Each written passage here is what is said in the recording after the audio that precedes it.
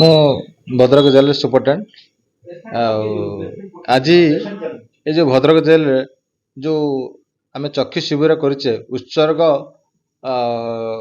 ଉତ୍ସର୍ଗ ଭୂମିକା ସଂଗଠନ ମାଧ୍ୟମରେ ଯେ ଏଇ ଶିବିରଟି ଯେ ଆମର ଜେଲ୍ରେ ଯେଉଁ ଅନ୍ତେବାସୀ ଅଛନ୍ତି ସେମାନଙ୍କର ଯେଉଁ ଆଖି ପ୍ରୋବ୍ଲେମ୍ ହେଉଥିଲା ଆଉ ସେମାନେ ଆମକୁ କହୁଥିଲେ ସାର୍ ଆମର ଆଖି ପ୍ରୋବ୍ଲେମ୍ ହେଉଛି, ଆମକୁ କିଛି ଚଷମା ଦରକାର।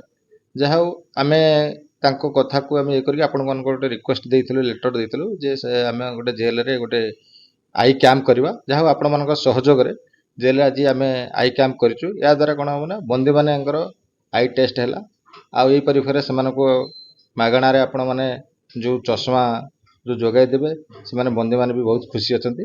କିନ୍ତୁ ଜେଲ୍ ଅଫିସର ହିସାବରେ ଗୋଟେ ଜିନିଷ ଆମକୁ ଦେଖିବାକୁ ପଡ଼େ ଯେ ଜେଲ୍ରେ ଯେଉଁମାନେ ବନ୍ଦୀମାନେ ଅଛନ୍ତି ଆମେ ତିନିଟା ଦିଗ ହିସାବରେ କାମ କରୁ। 3C ଯେଉଁଟା କୁହାଯାଉଛି କଷ୍ଟଡି, କେୟାର, କରେକ୍ସନ୍।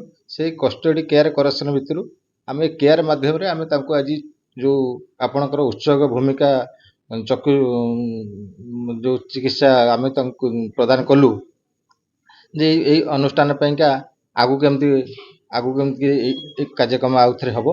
ଆପଣଙ୍କୁ ବହୁତ ଧନ୍ୟବାଦ। ଆଜି ପ୍ରାୟ 43 ଜଣ ଖଣ୍ଡେ ଆଖି ଟେଷ୍ଟ ଆମେ କରୁଛେ।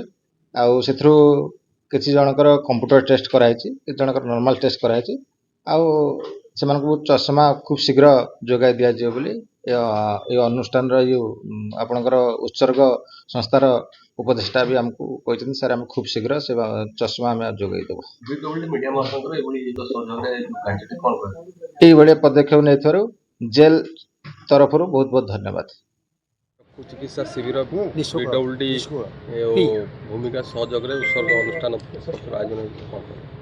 ଦେଖନ୍ତୁ ଆଜ୍ଞା, ଏଇ ଭଦ୍ରକର ଯେଉଁ ଅଗ୍ରଣୀ ଅନୁଷ୍ଠାନ ଉତ୍ସର୍ଗ ଆଉ ଭୂମିକା ହସ୍ପିଟାଲ ଏବଂ DWD ଯେଉଁ BWD ଯେଉଁ ମିଡ଼ିଆ ଆସୋସିଏସନ୍ ତରଫରୁ ଏକ ନିଆରା ପ୍ରୟାସ ହେଇଥିଲା। ଆଜି ଜେଲ୍ରେ ଥିବା ଅନ୍ତେବାସୀମାନଙ୍କୁ ତାଙ୍କର ଫ୍ରି ଅଫ୍ କଷ୍ଟରେ ଆଖି ପରୀକ୍ଷା କରାହେଉଥିଲା ଏବଂ ତାଙ୍କ ଆବଶ୍ୟକ ଔଷଧ ଏବଂ ସରଞ୍ଜାମ ମଧ୍ୟ ଚଷମା ଇତ୍ୟାଦି ଯୋଗାଇ ଦିଆଯାଇଛି। ଏ ଉତ୍ସର୍ଗ ଅନୁଷ୍ଠାନକୁ ଯଦି ଦେଖିବା ଆମେ ଆମର ଅପୂର୍ବ ବାବୁ ଯିଏ ରହିଲେ ତାଙ୍କର ସତ୍ତ୍ୱାଧିକାରୀ ବା ନିର୍ଦ୍ଦେଶକ, ସିଏ ସବୁବେଳେ ତାଙ୍କର ନିଆରା ପ୍ରୟାସ ଥାଏ। କରୋନା ସମୟରେ ଲକ୍ଷ ଲକ୍ଷ ଟଙ୍କା ଲୋକଙ୍କୁ ଦେଇକି ଜୀବନ ବଞ୍ଚେଇଥିଲେ, ଲୋକମାନଙ୍କୁ ଚିକିତ୍ସା ମଧ୍ୟ କରେଇଥିଲେ। ଆଉ ଭୂମିକା ହେଲା ଆମର ଅଗ୍ରଣୀ ଚକ୍ଷୁ ଚିକିତ୍ସାଳୟ ଭଦ୍ରକର, ସେମାନଙ୍କର ପ୍ରୟାସ ନିହାତି ସାଧୁବାଦ ଏବଂ ସ୍ୱାଗତ ଯୋଗ୍ୟ। ସେମାନେ ଆଜି ଯେଉଁ କାମ କରିଛନ୍ତି ଅନ୍ତେବାସୀମାନଙ୍କ ଯେଉଁ ମୌଳିକ ସୁବିଧା ଆଖି ଚିକିତ୍ସା ପାଉନଥିଲେ ତାଙ୍କୁ ଆମ ମୁକ୍ତିକାନ୍ତ ନାୟକ ଡକ୍ଟରଙ୍କ ସହଯୋଗରେ ଏ ଯେଉଁ କରାହେଇଛି କାର୍ଯ୍ୟକ୍ରମ ନିହାତି ସ୍ୱାଗତ ଯୋଗ୍ୟ ପଦକ୍ଷେପ। ଜେଲ୍ ଅଧିକାରୀମାନେ ମଧ୍ୟ ସହଯୋଗ କରିଛନ୍ତି, ତାଙ୍କୁ ଧନ୍ୟବାଦ। ଏଇଭଳି ପ୍ରୟାସ ଜାରି ରହିବା ଉଚିତ। ଦେଖନ୍ତୁ ଆଜ୍ଞା, ଏଇ ଭଦ୍ରକର ଯେଉଁ ଅଗ୍ରଣୀ ଅନୁଷ୍ଠାନ ଉତ୍ସର୍ଗ ଆଉ ଭୂମିକା ହସ୍ପିଟାଲ ଏବଂ